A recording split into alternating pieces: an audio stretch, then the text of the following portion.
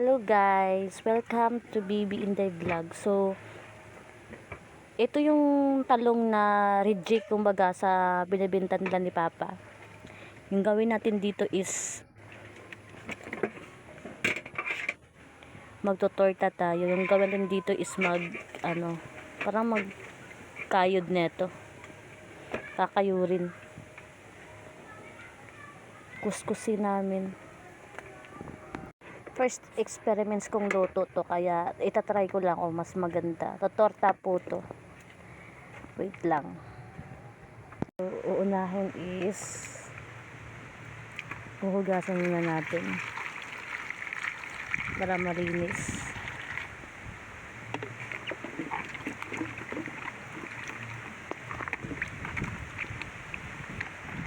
Ang laki ng mga talong. Sos, kinuha pa ng anak ko yung kuskusan. Wait lang po. So, try natin dito kung gagana yung ano niya. Kung maganda yung kinalabasan nito. Kaya wait nyo lang po. So, maganda yung kinalabasan niya. Kasi ginagawa ko ngayon to, kasi yung mga anak ko hindi masyadong nakain ng gulay. So, yung gagawin ko, tortahin ko siya. Kasi nga, pag natorta mo na siya, hindi latang gulay siya. Para lang siyang itlog. Kaya, mga baka baby ko dyan, uubusin ko muna yun to, karami. So, ayan.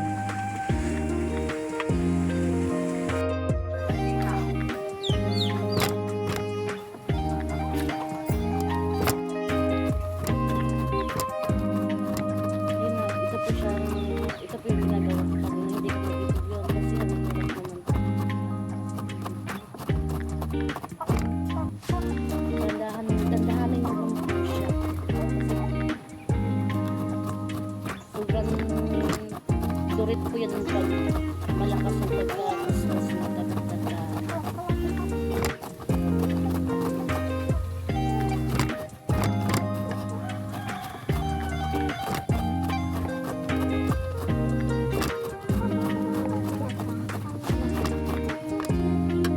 Wow! Ito na yung kinalabasan niya. Kapag nagtaka kayo kung bakit itim yung ganun talaga yung talong, di ba, pag tumagal siya na hindi siya nababad sa tubig, nangingitim. Pero malinis po yan kasi bago ko yan kinuskus kanina, ano na po yan, hinugasan ko po yan. Kaya konting asin lang po, konting asin lang kasi may magic sarap tayo. Yan, konting asin, tapos may 2 egg, harina at saka magic sarap tayo. Yan ko ng durog na paminta, ay pino, kasi kapag crack kasi baka makain ng mga bata, kaya ito gamitin natin, isa lang po. Ito na po yung lahat, imimix ko na lang po. Ang hirap po kasi pag walang gumahawak ng cellphone ko, kaya napopost ko siya Antayin nyo po, haluin ko po lang siya. So ito na yung itsura niya kapag na-mix ko na po lahat. Kaya lulutuin na lang po natin. Abang-abangan nyo po mamaya. So ayun na nga, parang nakulangan ako sa lulutuin ko. Kaya dagdagan ko ng ganito. Nakakita nyo. Meron kami tanim kasi dito. Ang ganda ng mga dahon ng mga malunggay kasi palaging naulan. Madilim. Madilim yung langit ngayon kasi ang ganda ng para dagdag nutrients dito sa mga bata. Hindi lang naman po kami yung kakain kakain din yung mga bata, kaya kahit kaunti lang. Ito na. Siyempre natanggalin natin yung mga dilaw-dilaw mamaya.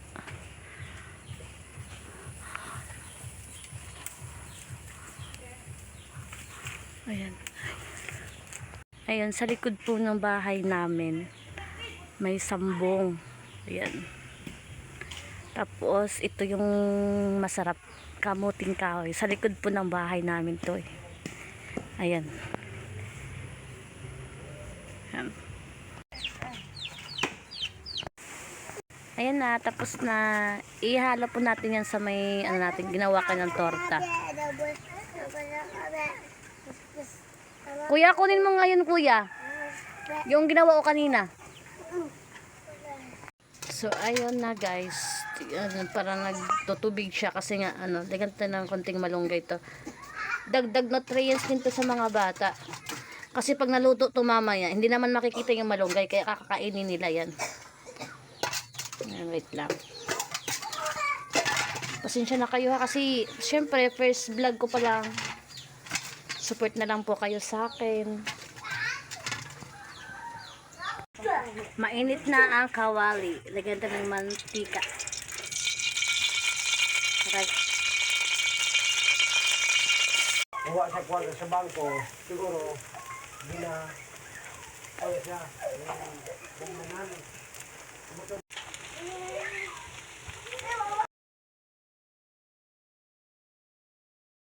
ayun na nga, luto na. Umusok-usok pa. Luto na po eh. Yan, masarap yan. Yan, wow. Ha? Ano yan? Gusto mo pa? Masarap? Yummy? Ito pa.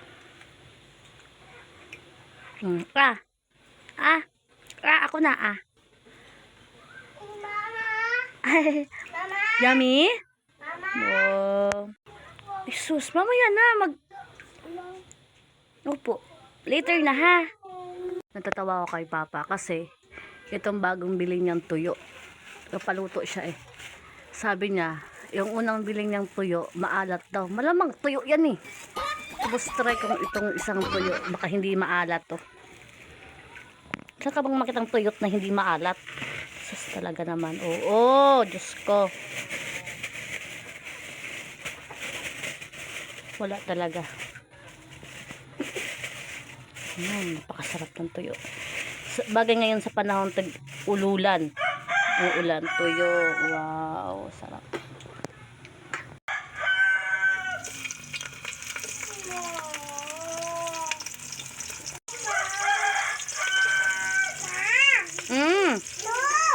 Ano yan? Opo, wait lang. Saan? Nag-iiniyak na. Wait lang. Ano yan? Ito? Okay. So, ayun na nga. Sa usawa ng mga bata, ketchup. Tapos sa amin tuyo. Wala kaming suko kaya ibili pa mamaya. Ayan.